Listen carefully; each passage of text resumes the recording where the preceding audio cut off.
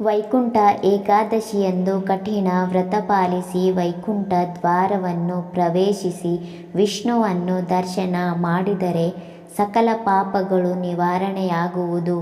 ಹಾಗಾದರೆ ಉಪವಾಸ ವ್ರತವನ್ನು ಹೇಗೆ ಮಾಡಬೇಕೆಂದು ಎನ್ನುವುದರ ಬಗ್ಗೆ ಈ ವಿಡಿಯೋನಲ್ಲಿ ತಿಳಿದುಕೊಳ್ಳೋಣ.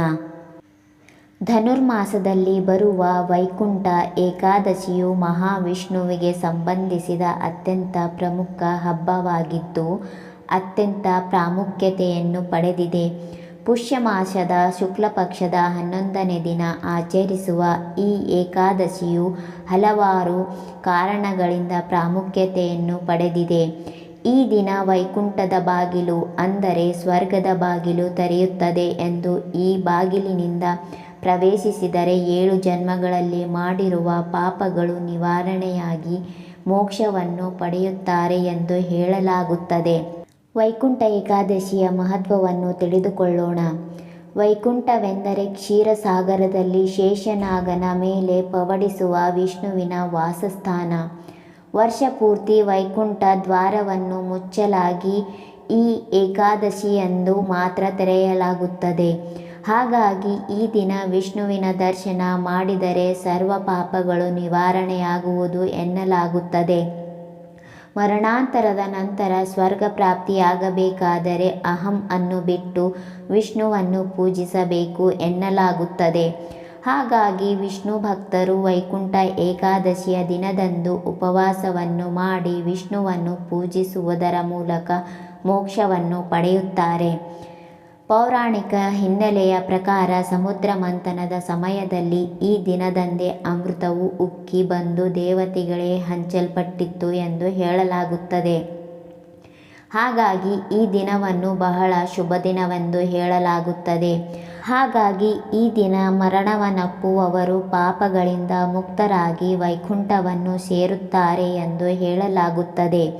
ಹಾಗಾಗಿಯೇ ಮಹಾಭಾರತ ಯುದ್ಧದ ಸಮಯದಲ್ಲಿ ಶರಶಯ್ಯನಲ್ಲಿ ಮಲಗಿದ್ದ ಭೀಷ್ಮನು ಕೊನೆಯ ಉಸಿರನ್ನು ಇಟ್ಟುಕೊಂಡು ಈ ದಿನಕ್ಕಾಗಿಯೇ ಕಾಯುತ್ತಿದ್ದನೆಂಬ ನಂಬಿಕೆ ಇದೆ. ಪದ್ಮಪುರಾಣದ ಪ್ರಕಾರ ಮೂರನೆಂಬ ರಾಕ್ಷಸ ದೇವತೆಗಳಿಗೆ ಬಹಳ ತೊಂದರೆಯನ್ನು ನೀಡುತ್ತಿದ್ದನು.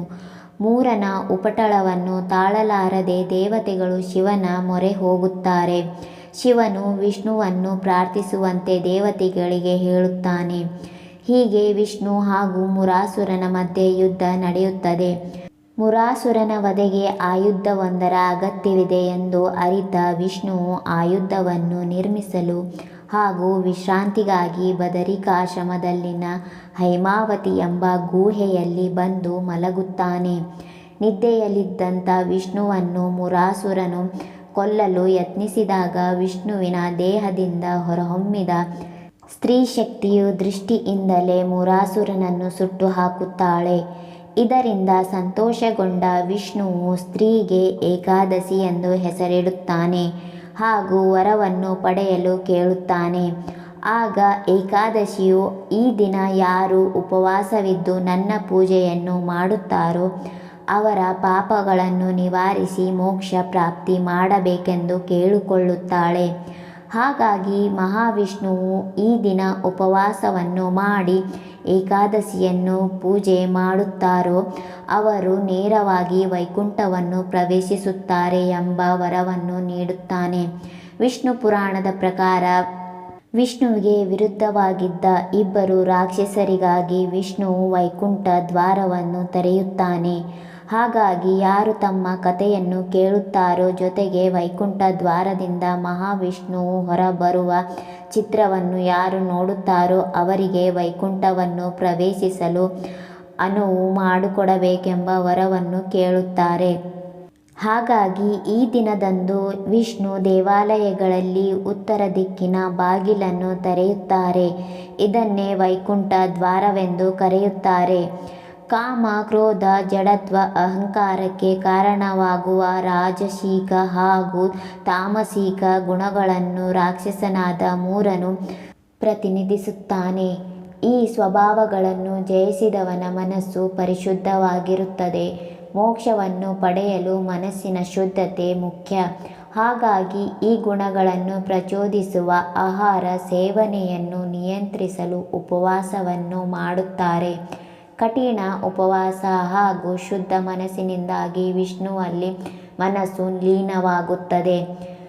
ಮೂರನು ಅಕ್ಕಿಯಲ್ಲಿ ವಾಸಿಸುವುದರಿಂದ ಅಕ್ಕಿ ಹಾಗೂ ಧಾನ್ಯಗಳ ಸೇವನೆಯನ್ನು ಈ ದಿನ ತಿನ್ನಬಾರದೆಂದು ಹೇಳಲಾಗುತ್ತದೆ.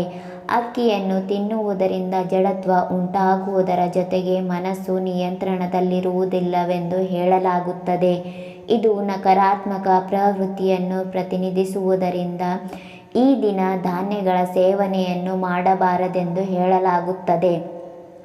ವೈಕುಂಠ ಏಕಾದಶಿ ವ್ರತ. ಸಾಮಾನ್ಯವಾಗಿ ಏಕಾದಶಿ ವ್ರತ ಮಾಡುವಂತೆ ವೈಕುಂಠ ಏಕಾದಶಿ ವ್ರತಾಚರಣೆಯನ್ನು ಮಾಡಲಾಗುತ್ತದೆ. ಏಕಾದಶಿಯ ದಿನ ಉಪವಾಸವಿದ್ದು ರಾತ್ರಿ ಇಡೀ ಜಾಗರಣೆ ಮಾಡಬೇಕು. ಧ್ಯಾನ, ಜಪ ಹಾಗೂ ಹರಿಕೀರ್ತನೆಗಳನ್ನು ಹಾಡಬಹುದು.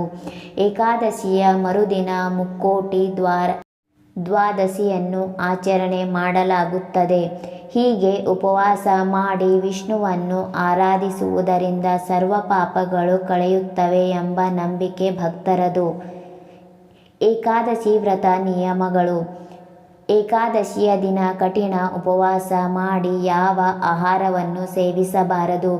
ಮರುದಿನ ದ್ವಾದಶಿಯಂದು ತುಳಸಿ ನೀರನ್ನು ಸೇವಿಸುವ ಮೂಲಕ ಉಪವಾಸವನ್ನು ಕೈಬಿಡಬೇಕು.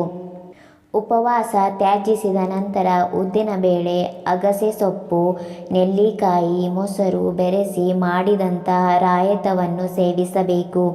ಏಕಾದಶಿಯಂದು ಒಂದು ಹೊತ್ತು ಆಹಾರವನ್ನು ಸೇವಿಸಬಹುದು. ರಾತ್ರಿ ಸರಳ ಉಪಹಾರ ತಿನ್ನಬಹುದು. ಏಕಾದಶಿಯಂದು ಯಾವುದೇ ಆಹಾರವನ್ನು ನೀರನ್ನು ಸೇವಿಸದೆ ನಿರಾಹಾರ ಉಪವಾಸವನ್ನು ಮಾಡುತ್ತಾರೆ. ಕೆಲವರು ಏಕಾದಶಿಯಂದು ಮೌನ ವ್ರತವನ್ನು ಆಚರಿಸುತ್ತಾರೆ. ವೈಕುಂಠ ಏಕಾದಶಿಯಂದು ಉಪವಾಸ ಮಾಡಿ ಮರುದಿನ ಬೆಳಗ್ಗೆ 9 ಗಂಟೆಯೊಳಗೆ ಊಟ ಮಾಡುವ ಸಂಪ್ರದಾಯವಿದೆ. ಈ ದಿನ ವಿಷ್ಣುನಾಮ ಸ್ಮರಣೆ ಮಾಡುವ ಮೂಲಕವೂ ಮಹಾವಿಷ್ಣುವನ್ನು ಸ್ಮರಿಸಬಹುದು. ಜೊತೆಗೆ ವಿಷ್ಣು ದೇವಾಲಯಗಳಿಗೂ ಭೇಟಿ ನೀಡಬಹುದು. ಏಕಾದಶಿಯಂದು ಉಪವಾಸ ಕೈಗೊಂಡು ವೈಕುಂಠ ದ್ವಾರವನ್ನು ಪ್ರವೇಶಿಸಿದರೆ ಮೋಕ್ಷ ಪ್ರಾಪ್ತಿಯಾಗುವುದು.